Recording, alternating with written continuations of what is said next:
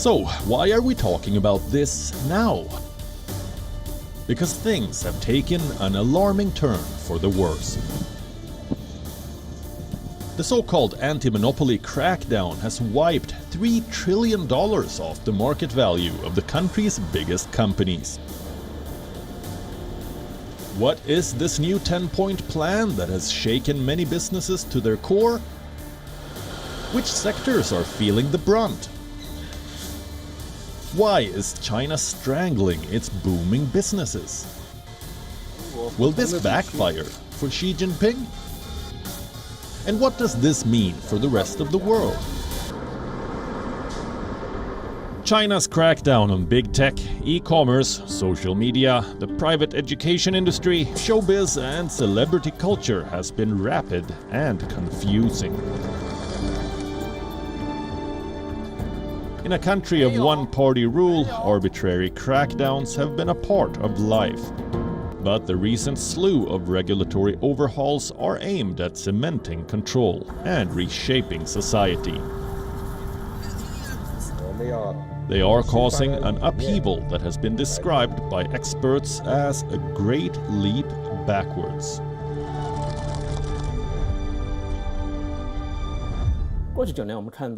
Over the past 9 years, we can see that the once Maoist, far-left political party failed and was replaced by Deng Xiaoping's route afterwards. During the past 9 years, it reversed course from a far-left political party to an authoritarian, utilitarian communist party, but quickly slipped to a nationalist, far-right political party. Now we see that the CCP's biggest issue is that the entire world is suspicious and distrustful of it. Its biggest problem is that it demonstrates to the world that it is a far-right political party, which reminds us of the 1930s when the whole world previously experienced this kind of threat to democracy. The Young Turks. I probably first came across their channel maybe 7 years ago, maybe. But I know their channel. I was even subbed to it for about 1.5 years. Then I unsubscribed, I think it was November, because after Biden got in, I had no more use for channels like that. Same goes for Benjamin Dixon.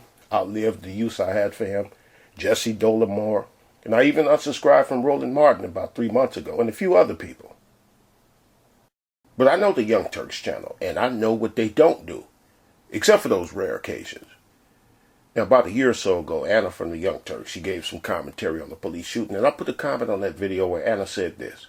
You've been doing this for much longer than me, but I've been working at TYT since 2007, and even today, when we do stories like what happened to, Elijah McClain in Colorado, it still shocks me how unbelievably cruel people can be. And it's terrifying. It's terrifying. I'm so scared for like my nieces and my nephews. And I don't know. I want to make the world better. Sometimes it feels like we can't, that it's too far gone. I posted on the comment board. I said, Anna, if you're afraid for your family's life, then why do the Young Turks only report on black people getting murdered by the cops? That's what I said. I said that because white people hurt people. Everybody get it from the cops, and they know this, but they only show black people. And I didn't post that to say that people should only be concerned for their own kind. I posted that to point out that I know that the Young Turks just use black people to further their defund the police agenda and their other communist ideals. I'm pretty sure that her and their partner Jink knows that the cops get away with murdering people of all kinds. But I bring that up as an example of when people use the public's feelings against us, and they operate under the guise of concern for social justice for everybody. Right, we all know people do that, but I just wanted to give an example of it. But remember back when I did a video about this, it's on this channel somewhere. While 22 million Americans have filed for unemployment thanks to the pandemic, it's likely that most of them have lost their health care, and we've heard stories about the Trump administration spending tens of billions of dollars on funding health care directly to hospitals in order to ensure that COVID-19 treatments, in some cases, are taken care of. What is Nancy Pelosi and the Democratic Party proposing as a solution? Well, not so good, pretty disastrous. And at the same time, you end up seeing videos like what we're about to show you, where Nancy Pelosi shows off the insane wealthy situation she's dealing with while most people are suffering. This was an actual video, made its rounds online. Let's take a quick look. Speaker Pelosi, what have you found? What are you going to share with us from your home? Chocolate. Really? Chocolate candy. Oh, wow. And this is something you can get through the mail. Okay. Never run out. Can I show Show you? me. Yeah, absolutely. This is the episode of Cribs I never knew I needed. Oh, my. Wow. Other people in our family go for some other flavors, but chocolate, and then we have some other chocolate here. Okay, look, I want to preface this by saying I don't hate on people simply because they have means, right? You live a nice life, you worked hard for it, you have 2 Sub-Zero refrigerators where each one costs $12,000. Do you, boo? I'm not hating. However, if you are a lawmaker, if you are part of Democratic leadership at a time when tens of millions of Americans, at some point even more Americans, are going to absolutely suffer, not going to have the health insurance they need, not going to have the means necessary to pay their bills, put a roof over their heads, and stay safe. Putting out videos like that is just so unbelievably tone deaf. I can't even believe it. And she wears the sweater. We'll get back to that later. Now, some of you likely seen people, some people talking about Alexandria Cortez attending this event a few days ago, and people going in hard too. That's right. And tell me the story behind this look, behind your look paired together, what white means. I mean, have you seen the back? No. We have a message. May I? Oh my God, tax the rich. What a model, AOC. Wow, I didn't know you model as well. Wow. And the excuses that Alexandria's progressive followers is making is outlandish. You know, the progressive party that's trying to make it lawful for adults to fuck children. And other stuff like decriminalize homosexuals who knowingly give people HIV. You know, them. Anna and Jink are progressives. Representative Alexandria Ocasio-Cortez attended the Met Gala, or Gala, depending on how you pronounce it. I think Gala sounds weird, but nonetheless, she decided to wear a dress that had the words "tax the rich" on it. It was designed by Aurora James, and I thought it was cringe. I'm just keeping it real. Okay, reality is broken out. We shall discuss. I have different thoughts. Go. Okay, so all right. I don't like stuff. I don't like dresses, especially that have like political statements on it. Like, it reminded me of that one Trump supporter, Joy Vila, who, by the way, of course, Marjorie Taylor Greene took it upon herself to compare Vila to AOC. And she's like, oh, Vila's so much better. I love you. Your pro-Trump dresses were awesome. But they weren't. They were tacky and weird. Like, there was the Make America Great Again dress and then the Build the Wall dress.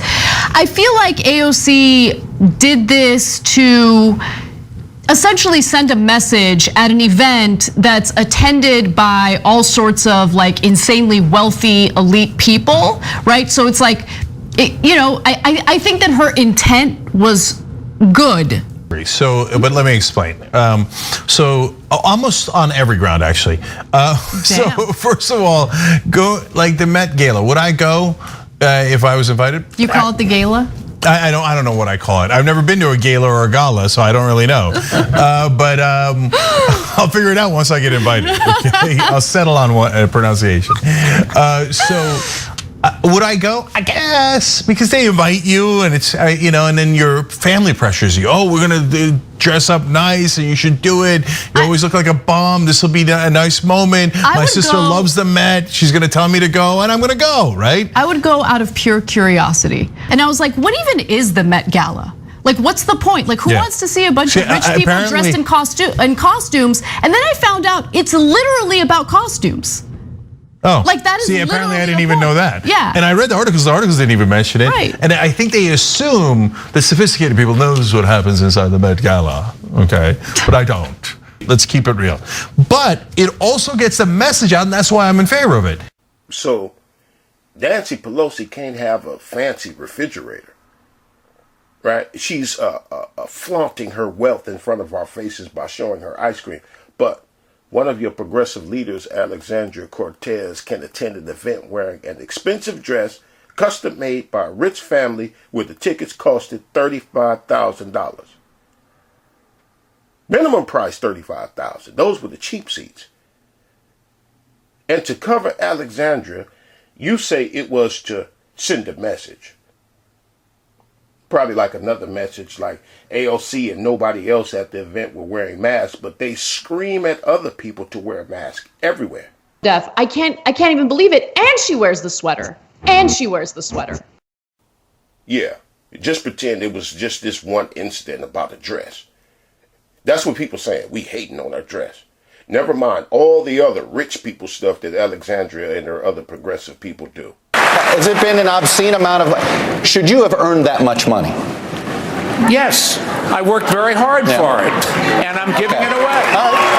We are living in many ways in a socialist society right now. Problem is, as Dr. Martin Luther King reminded us, we have socialism for the very rich, rugged individualism for the poor. Senator Sanders has a proposal that would require all large companies to turn over up to 20% of their ownership to employees over time. Is that a good idea?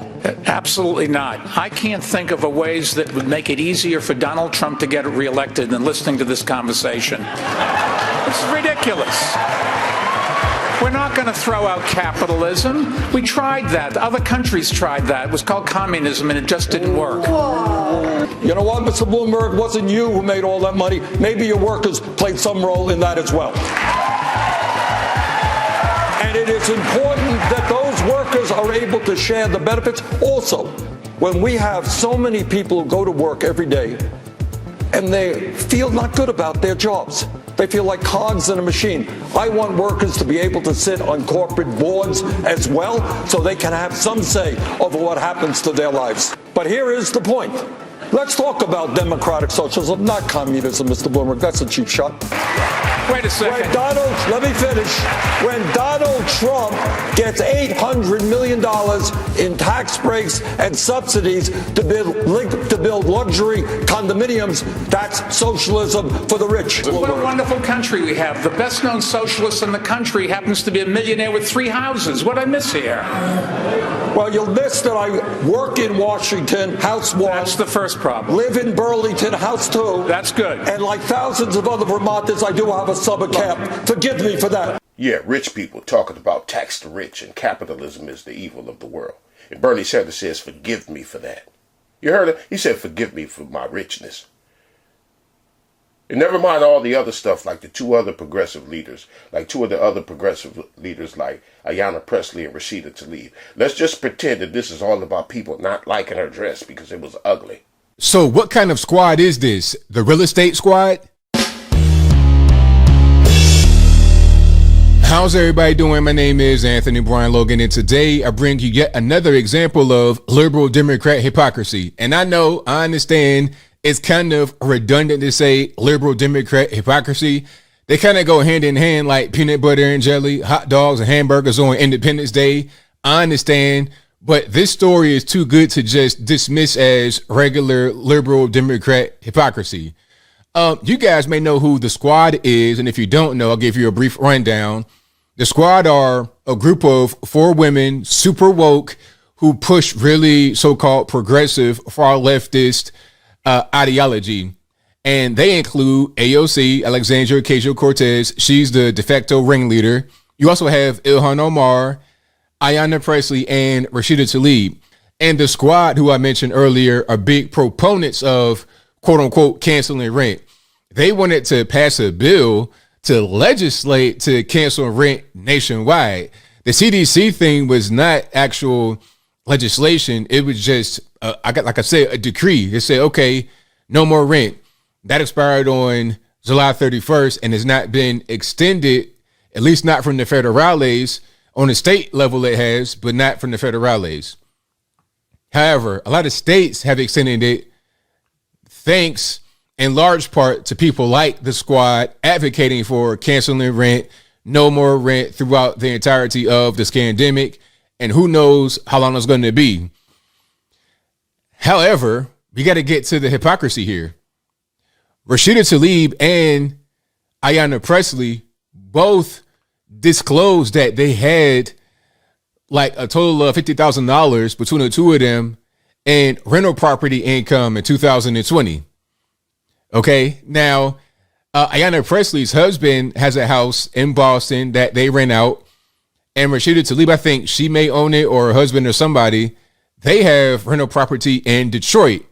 So you got two big city landlords getting money from their tenants, but they want to tell you to cancel rent. So just a regular everyday normie that does not have the ability to go out there to Washington, D.C. and fundraise and get all this campaign money, you know, allegedly funneled back to them. Here's what Ilhan Omar does. She was married allegedly to her brother for immigration purposes. She was also married through the Islamic faith to her actual husband that she has kids with. She's been divorced from both of those situations. She's not legally married or Islamic tradition married, but she is married because she got married again after those two things were dissolved to this white man by the name of Tim Minette.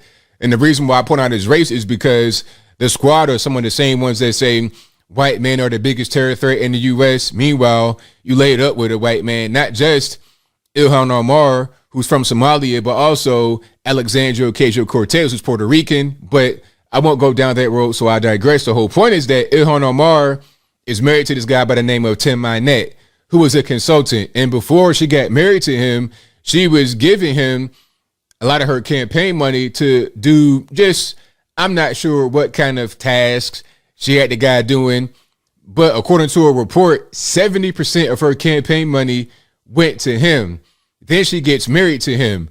So do you think that all of that money is just going toward expenses, is going toward the business, and there's no profit? Is that what you think?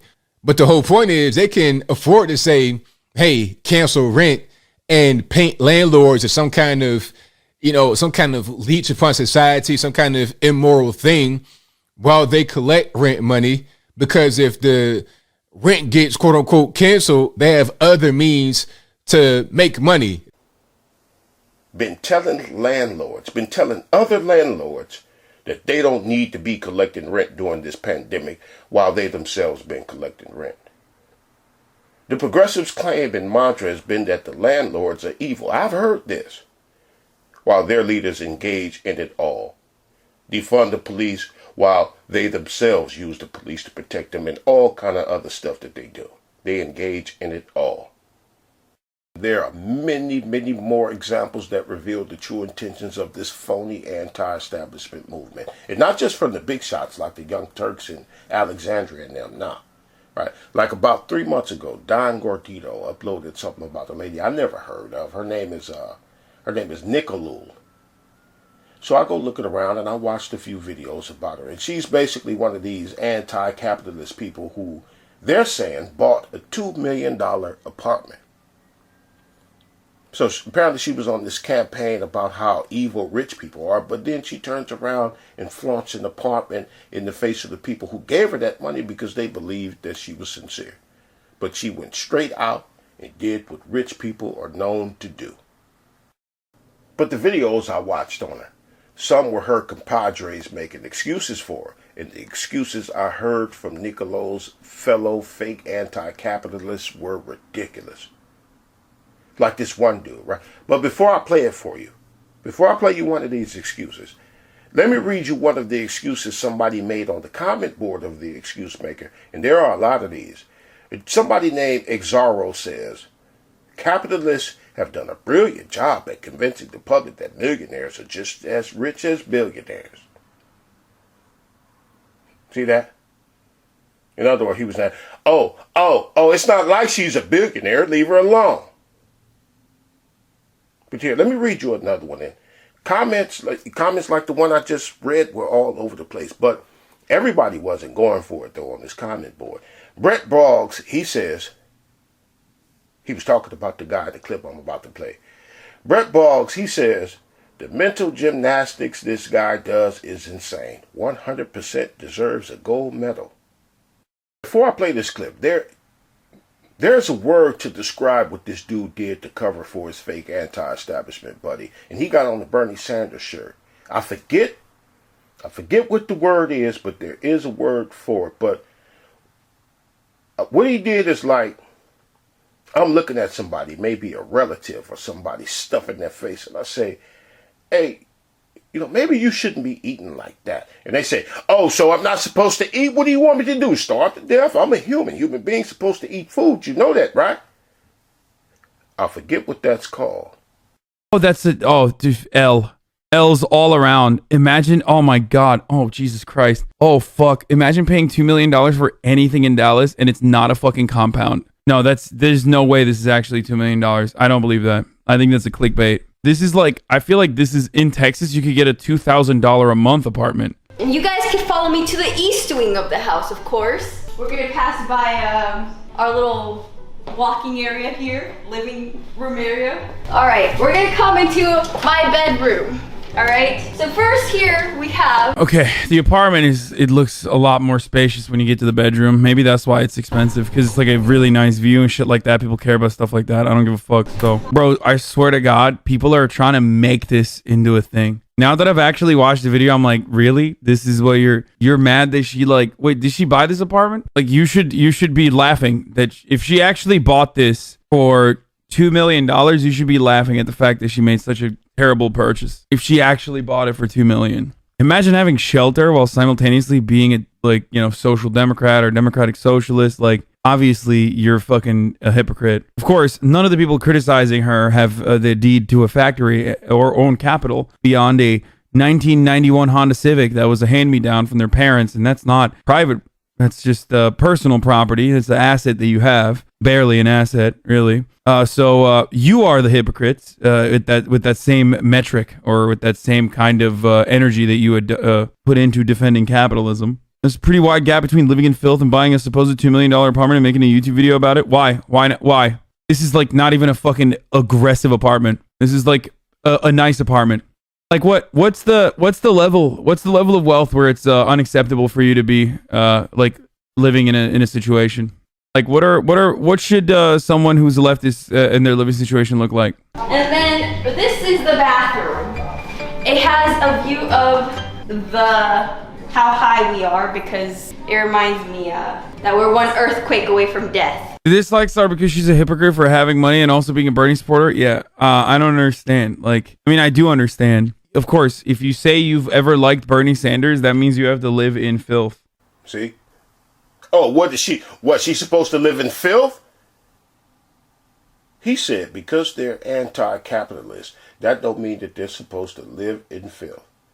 Right? Oh, what? Because she's anti-capitalist, that means she's supposed to get her clothes from the Goodwill and eat out of trash dumpsters? I forget what the word is for that he just did. It's a word for it, but I forget what it's called. But he know damn well people attacking, the people that are attacking this lady are pointing out the hypocrisy and contradiction. Nobody is suggesting that you need to live in the gutter, and he know that. But just like Anna, he got to perform some mental gymnastics to try to wiggle out of it. Let's listen to what this dude had to say, and this is the point I've made many, many times. Hi, XQZ, thanks again. And I think we can start off with the kitchen. I think I love the kitchen the second most, aside from my office. How is I have the new a big place? little island, which I've never had an island before, so this is really awesome. We have the chairs, so I don't have to actually buy a table to eat on. 39,000 dislikes, dude! And you guys can follow me to the east wing of the house, of course. We're gonna pass by our little walking area here, living. Because she says tax the rich. This is my brother's nest over here. He's just staying here for a while. This is not normally here. Okay, I just want to I mean, okay. Well, walk me. Okay, fuck, guys. I'm on nobody's side. I don't give a fuck about any of this. This is kind of trash. But I'm confused. If you say tax, I'm not gonna get into this. A couch will be here soon. We have a bean bag where my. She said tax the rich, but move somewhere with less taxes. Really? My brother also nests and plays video games. For now. Oh, I just mean that. I'm done. I'm done. This is so bad. Dude, No, if you advocate for, guys, even the ones that are going to make the new laws or enforce them or make them pass or present them, these guys are all. They're all going to be rich in the first place. So what are they supposed to do? Oh, because you're just flexing it. Okay, makes sense. Absolutely. Absolutely. The rich will continue to be rich and will get richer, while they tell their followers that their mission is equality and equity for the common folk. What that dude just said is what everybody should understand. I hear a lot of people that keep saying capitalism like capitalism is the problem here. In this capitalistic society, I hear a lot of that. But yeah, let's just make it into a thing about how Nicolul merely made a bad purchase. Never mind the point about her presenting herself as anti-money. Let's just look at how she could have got a better deal. Or like Bernie, yeah, I'm a rich hypocrite, but let's focus on how I asked people to forgive me. Or like Anna and Jink, oh, let's never mind the point that people are making because, hey, it was just a costume party. And for me, this is not about pointing out hypocrisy or contradiction. Those things are present, yeah, but I don't care about that. Because hypocrisy and contradiction are like minute and minuscule. It really don't mean nothing. Because I want to point out that this anti-establishment, anti-capitalism establishment mantra is not for the sake of our best interest. It's a lie. And they're using people's feelings about being in poverty or the inequity in society to perpetuate this lie. Now, one of the biggest lies in this anti-capitalism fraud is that this couple right here with the hot dog cart are not capitalists engaging in capitalism. Why? Well, because they're not Oscar Mayer. They don't have pig farms with millions of pigs and distribution plants. The big lie is that capitalism and capitalists can only be capitalism and capitalists if it's mega size. And that lie, this is how capitalists get to look people straight in the face with a straight face and tell them that capitalism is the problem. Look at the websites of people like the Young Turks. They're selling everything, masks, t-shirts, and all kind of pandemic stuff related to the pandemic, but they attack companies that profit off this bug getting let out on us. It reminds us of the 1930s when the whole world previously experienced this kind of threat to democracy.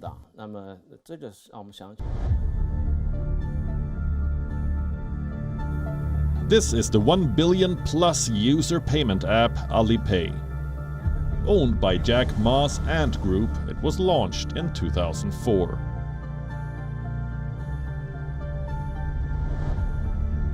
Though it is one of the many Chinese apps that has been banned in India, Alipay created a digital revolution of sorts in China and other Asian countries. Now, Chinese regulators have ordered sweeping changes to the country's biggest payment app.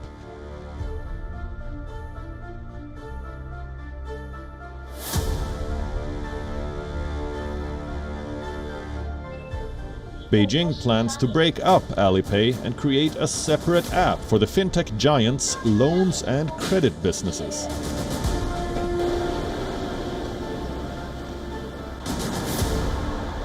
It's a classic example of Xi Jinping's attempt to rein in the exponential growth of its tech giants.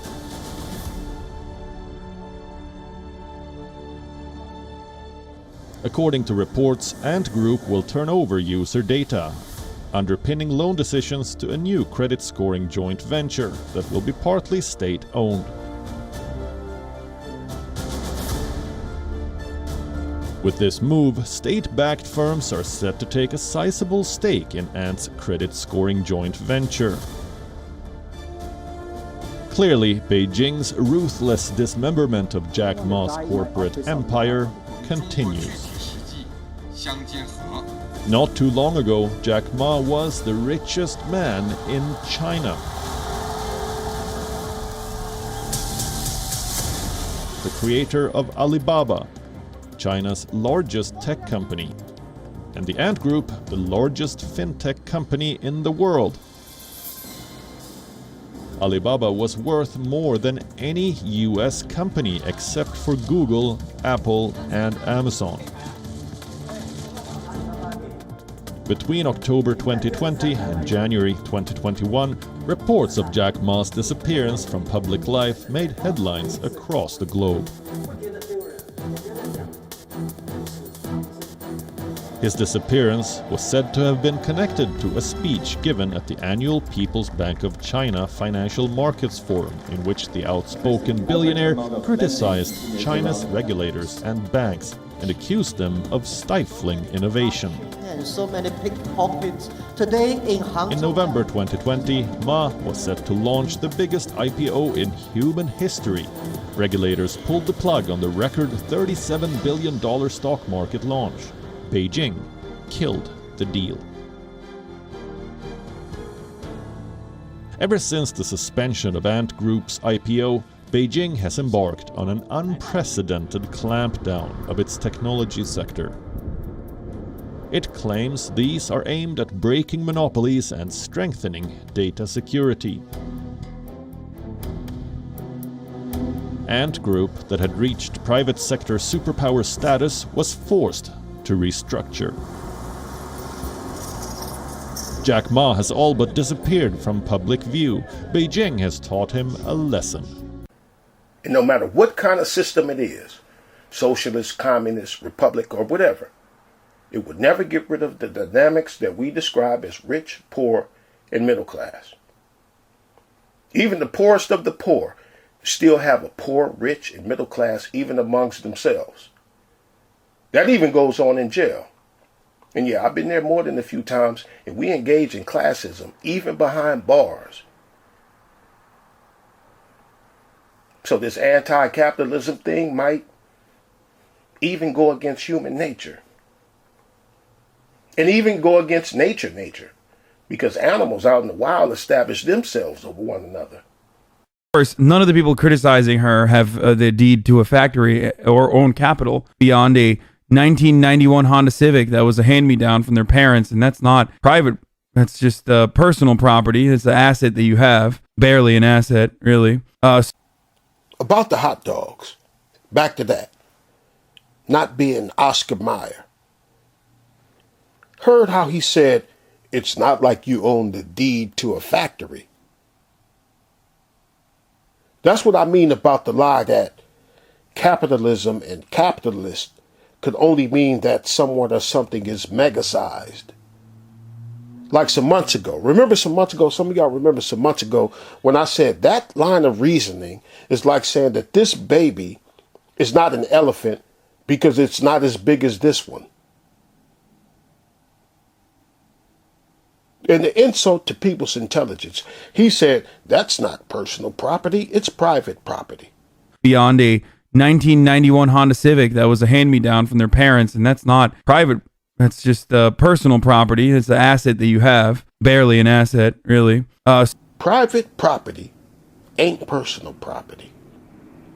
That's how fake this entire thing is. It's just private property, not personal property. One of my viewers wanted me to do a video on why China is growing economically and doing better than the West in recent years in both online and retailers. Now, the reason why China's economy is so strong, ironically, is due to America itself.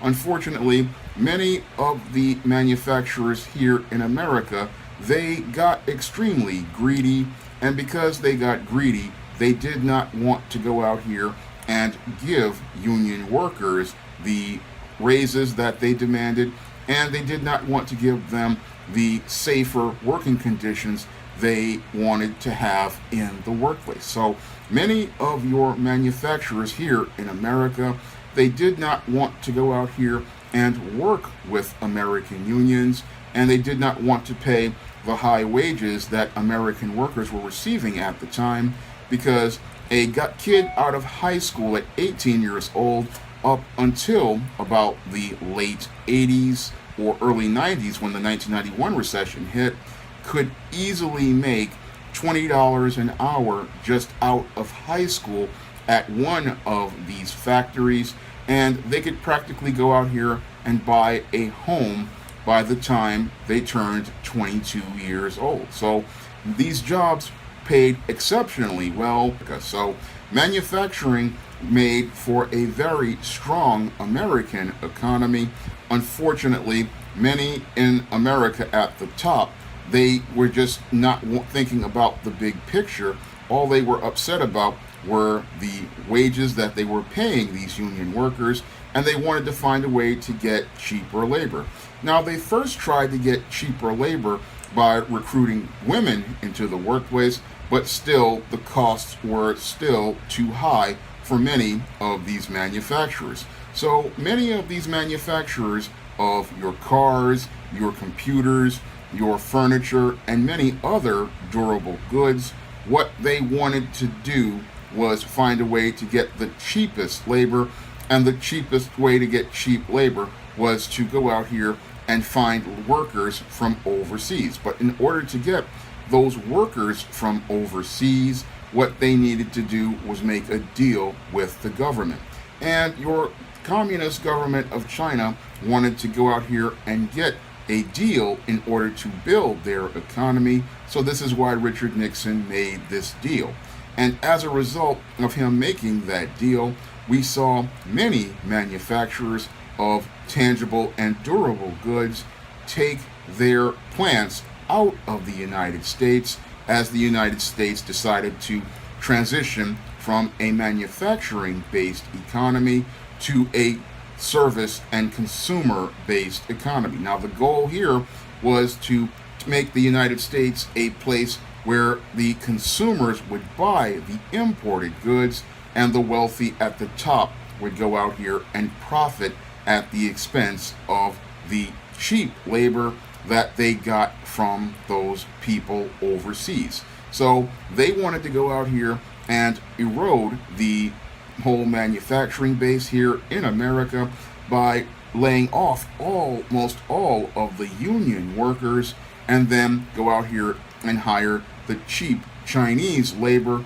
for pennies on the dollar compared to the starting salary of $20 an hour for an American worker, and for those who are in the skilled trades making $30, $45, and even $50 an hour starting salary. So they didn't want to pay the American worker, they wanted to pay the Chinese worker, who was a part of the People's Republic of China, a lower wage, and that's why China's economy wound up growing at the expense of the American economy. But this is all due to the greed of a handful of executives at the top who did not want to go out here and pay the American worker, and they did not want to invest in the American worker. And because they didn't want to invest in the American worker, what they didn't see was the damage that they were doing to America's economy. And this is why China's economy is growing exponentially, because these corporations went out here and invested in the Chinese worker, paying him that wage that is lower than the American worker, getting them to manufacture the tangible and durable goods for them, and then going out here shipping them overseas. That was Sean James right there. Now, I don't consider him to be, part of the weirdos I've been talking about, but his mindset is what these people play on. Sean is essentially saying that companies should make sure that we don't ever have a need in the world. But he described it as companies not wanting to work with unions and didn't want to invest in workers. But his video was actually saying that companies should volunteer to put themselves out of business, taking care of its employees' every need in life. Unions are good, but a lot of times they're extortioners that force businesses out of here. That mindset, Sean's mindset, is where all control over industry ultimately ends up in the hands of the government. And y'all got to go see what the government is doing over there in China. All them big business tycoons over there, I mean, they're basically owners in name only. Their businesses have basically been confiscated under the guise of distributing the wealth to the poor. And if I don't forget, I'll put the link to it in the description box to what I'm talking about. And that's going on in various places in the world, and they want to do that here too. So people really need to stop assisting them with their anti-capitalism propaganda. Right? Now let me show you a very dangerous mindset that's connected to this anti-establishment talk. This dude goes by the name of Crimson, and he was really shocked that somebody like myself could see that his ideals is ultimately for the government to control everything. But of course, he operates, like the others, he operates under the guise of we need a living wage and corporate America and capitalism is the evil on the earth and workers need to not have bills and we need free health care and free education and the rest of that. And he didn't know that I could see that it's really Maoism that he was talking about. That's why he over there on his channel crying about me. I saw a few minutes of his tears today about me. There we go. This is how the media companies were and how they are now. Now, if you actually take a look at it, let me just make it bigger. The media companies, there were in 1983, 90% of the media was owned by 50 companies. In 2011, 90% were controlled by 6 companies. 6 companies. GE, News Corp, Disney, Viacom, Time Warner, and CBS. Now we know that's actually gotten a little bit smaller because now Disney owns Fox, and I think Viacom owns CBS. So that's actually gotten smaller. And the sad part about it is that feeds into people wanting to look in other places, look in other areas to try to find their news, to find their opinions. And you're getting this.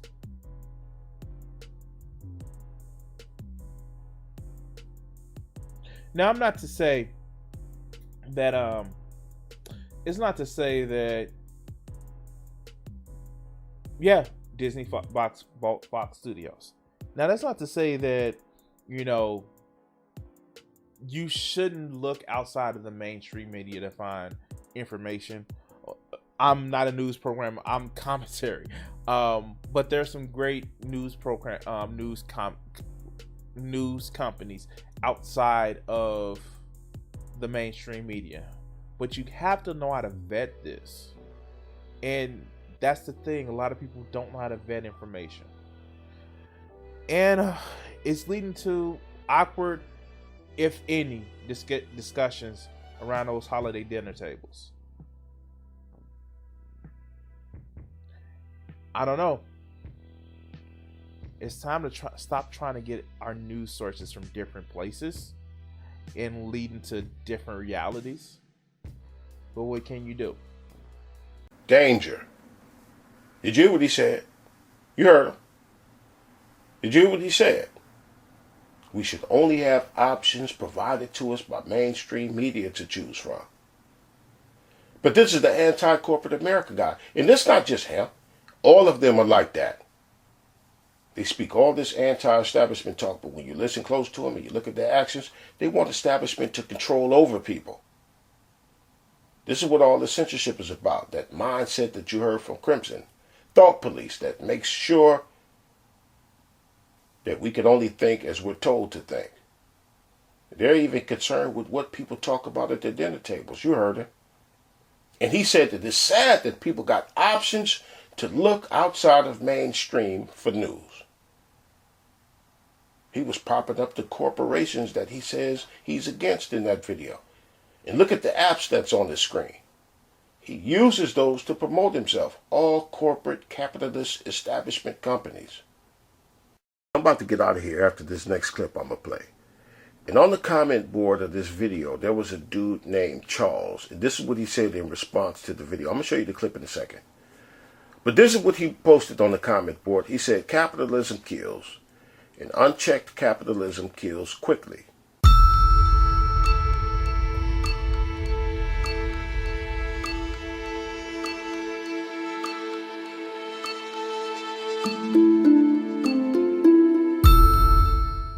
Fresh produce like vegetables and fruit will definitely have a difference, not just in price, but in the freshness. A lot of things are frozen, thawed, frozen again, and then thawed again when they are put on the shelf. It affects, I would say, more than half of the people who live in Nunavut, not just Inuit or Indigenous people, but the entire population, because you don't have enough money for rent or to eat properly. No one's overseeing how much they're actually passing on the savings and how much they're keeping themselves. So it's really entirely up to the company how they're going to distribute that.